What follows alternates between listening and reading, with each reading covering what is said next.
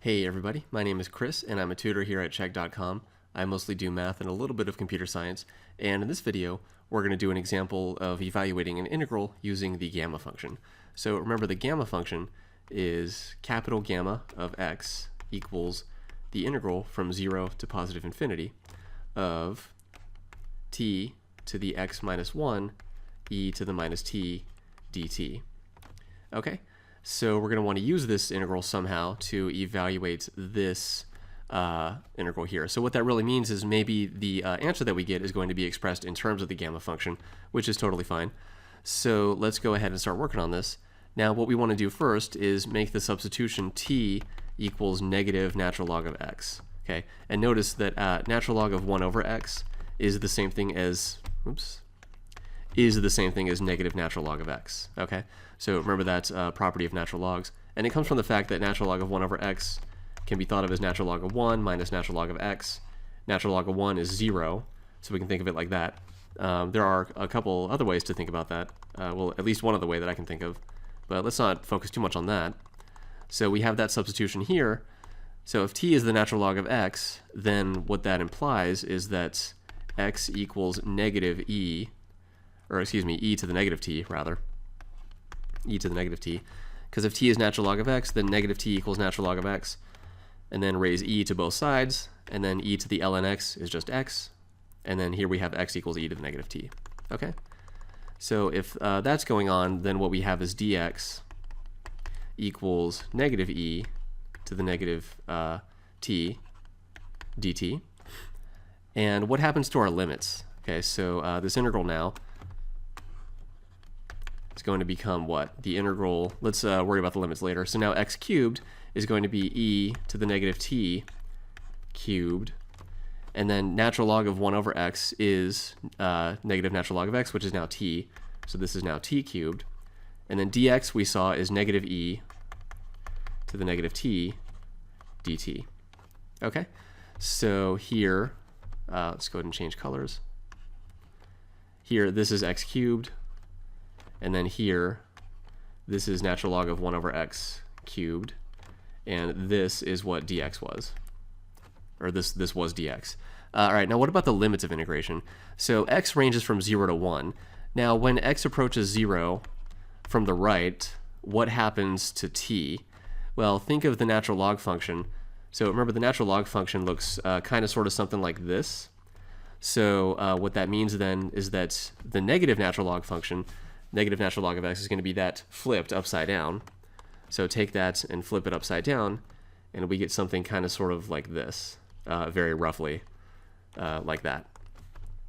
So as x approaches 0 from the right, we're going along the function this way. Where are the y-coordinates going? Well, they're going to positive infinity, okay? So as x approaches 0 from the right, negative natural log of x approaches positive infinity. Negative ln x approaches positive infinity. Therefore, instead of 0 for the limit on x, then for the limit on t, because t is natural log of x, or negative natural log of x, we're going to have positive infinity. So this down here is positive infinity. Okay, let's go ahead and get rid of that graph, actually. Oops, I think we're stuck with that. Okay, so let's go ahead and erase this. Now what about the other limit? So the other limit's a little bit simpler. For the other limits, x is approaching 1. Well, the other limit we can just do direct substitution. So when x equals 1, what's negative natural log of x? Let's see here. When x equals 1, negative natural log of x equals negative natural log of 1 equals 0. Okay, so we can just have plain old 0 up here. All right, that's good. Now let's go ahead and pull this minus sign out. And remember, if we want to get rid of this minus sign out here, we can swap the limits of integration. So then what we're going to have is the integral from 0 to positive infinity. And then let's go ahead and put this t cubed over here. And then here we have e to the minus t cubed. But note that that's just, that's a cubed. Remember that that's just a longer way of saying e to the negative t times 3, which is e to the negative 3t. And we have that still combined with this, e to the negative t. So altogether, we're going to have e to the negative 4t dt. Okay, so this, we're not quite there yet, but this looks a lot more like the gamma function form here, right? Now, we're not quite there because we have a 4 up here instead of just a plain old minus t, so that 4 is kind of ruining it for us, okay? So far we're here, and remember, we got rid of the minus sign here because we swapped the limits of integration here, okay? All right, let's go ahead and go to the next page, and let's go ahead and continue with this. So we have the integral from 0 to positive infinity of t cubed e to the minus 4t dt. Now let's make another substitution, and let's say s equals 4t. Then ds equals 4 dt, which means dt equals, let's go ahead and fix that. Well, if ds is 4 dt, then that implies that dt equals 1/4 ds. All right? So then the integral now equals, what happens to the limits? So with the limits, nothing's actually going to change. So when t is 0, s is 4 times 0, which is 0. And when t shoots off to infinity, so as t approaches infinity, 4 times t also approaches infinity. So this is still just positive infinity. Now, if we have t cubed here, and s is 4t, then what we have is t equals s over 4. So t cubed equals s over 4 cubed, which is s cubed over 64. Okay, so now we have s cubed over 64, and then e to the minus, now 4t is s, so this is just minus s, and then dt gets replaced with 1/4 ds. All right, so we're just doing a basic integration by substitution here, 1/4 ds. Okay, so now we have that. Let's see.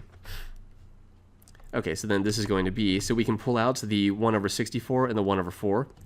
And if we want, we could simplify that. So that's, or just combine that. That's going to be 1 over 256. That's 256. So 1 over 64 times 1 over 4 gives us 1 over 256 times the integral from 0 to positive infinity of s cubed e to the minus s ds.